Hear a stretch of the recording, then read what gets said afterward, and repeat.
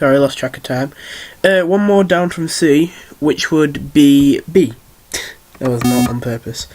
So, you get a pretty simple chord progression, and with these chords in mind, you kind of don't need this anymore, because we've used every single note in this scale here. So, if we ever need to check what notes are in E minor, we don't need to have like some inconvenient sound in there to remind us. We can just have this and look at this.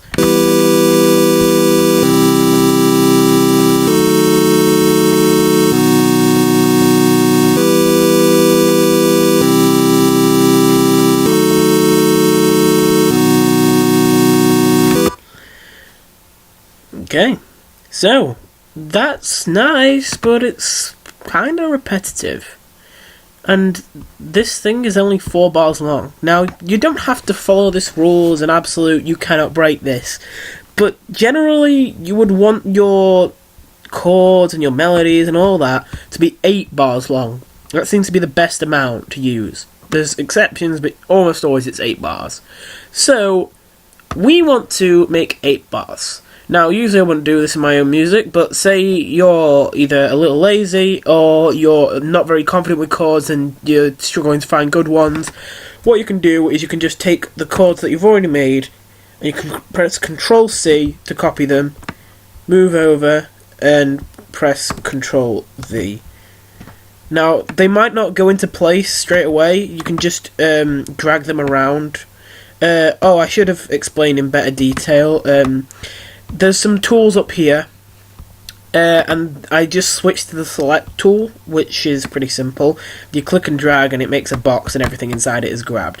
If you need to grab like multiple specific stuff, like say now I don't want to take G, but I want to take everything other like thing, then I can take one, and then if I hold shift while doing another one, it won't get rid of the others, but if I don't, it will. Also, if you want to just get all the notes on one thing, you can click the thing on the note and you get the point, and it'll do that. This tool slices notes down wherever you do them and makes a second one, but you can go and edit and undo here whenever you do something that you don't want to do. There's paint and draw here, which are both basically the same, but paint doesn't allow you to do chords because wait, did they change it? Oh, that's good. It was really annoying. Right, it used to be that paint, if you tried to put 2 notes on the same point, it would just drag one of them up to the new point, and it wouldn't create a new one. But it looks like they changed that, and now it's better. I'm not sure what this one does. I never really got that one. There's delete, and there's mute, and there's zoom, and there's playback, which I'm guessing is just... I've actually never used that tool. Interesting. Well, anyway. So now we've got 7 bars, but these 3 are the same, so we can't exactly have this last one be the same. Well, we went down 2 here, so I don't know, let's just go up 2. It's a lot simpler when if you do it like this. You can obviously make the chords way better by putting in a bit more effort, but I'm trying to show you the easy way to do chords for when you're just starting.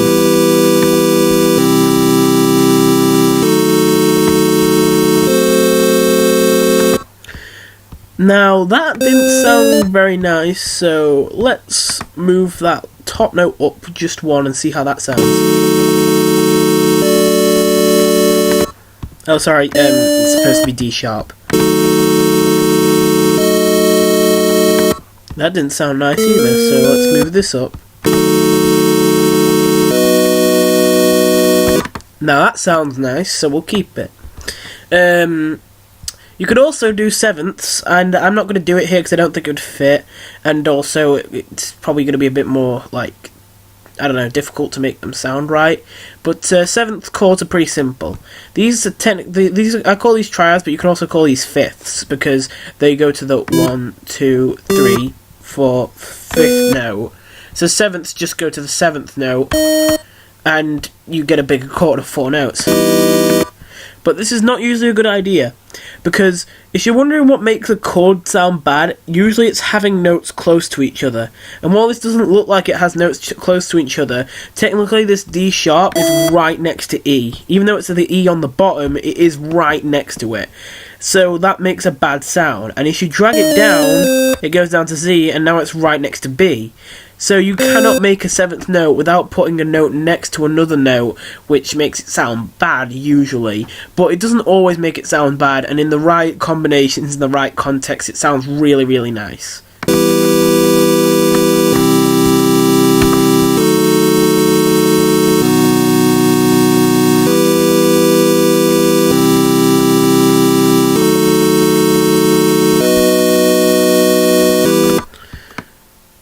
Okay, well, I like this.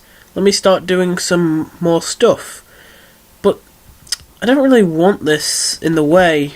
I want to make something new, and I don't want this to be playing in the background while I'm making it. So, how do I get rid of this without actually getting rid of it? Well, you go over to patterns, and you can really go on any one, but I go on for find next empty no naming, because really, there doesn't seem to be any point in really naming them. I mean, you could name them if you wanted, but I don't really bother. They just get named pattern 1, 2, 3, and so on. So now, there's probably the first thing that, if you have already messed around with FL Studio before watching this video, there's probably the first thing you would have done, which is messing with the drums. You get 4 to start with here. You get the kick, the clap, the hat, and the snare. So, quick lesson in drums. I'm not going to talk too much about drums, because to be honest, I feel like drums are really good when you don't fully follow the rules all the time. Offbeat drums are really nice, and there are there's too much music out there which just has really, has really, really generic drums. Like, either just has this, or it's just... So, I would encourage you to experiment, but I'm just saying that usually if you just want a basically good sound, the best drum patterns are the ones that have either kick, snare, and something in between it here. I'm just going to put hats all over the spots where you should. So all these spots there with these on them, put something here. It's not always a good idea to put as much as I did here. This is just to mark the areas, but you put a kick, put something here, you put a snare, you put something there. And there isn't really a rule to how long you should make your drum patterns either. I usually make them 4 bars, sometimes I make them 8 bars, but there's not a real need to make them 8 bars, because the drum patterns, they tend to be actually something good when you repeat them a lot, but not always. It's kind of a weird thing.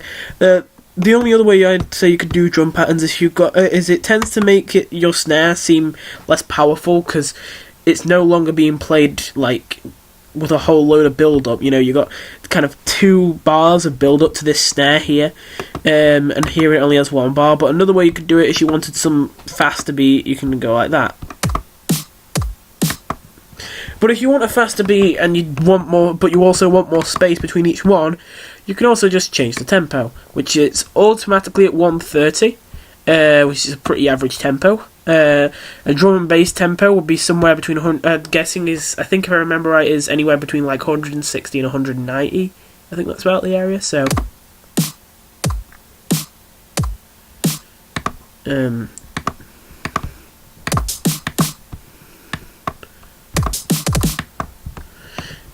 yeah, you get the point. So I'm going to set the tempo to 142. I don't know what it is about this tempo, I just really like it.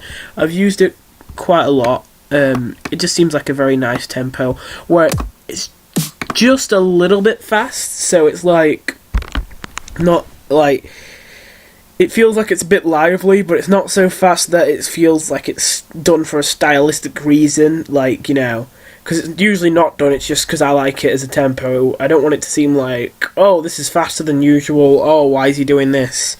But yeah, you can change the drums that you have here by, I'm finally going to ignore this section. This is called the browser, and you can see it in the view tab over here. Now, actually, I'm going to cover it in the next video, because I just looked at the time, but yeah, we're going to go over that.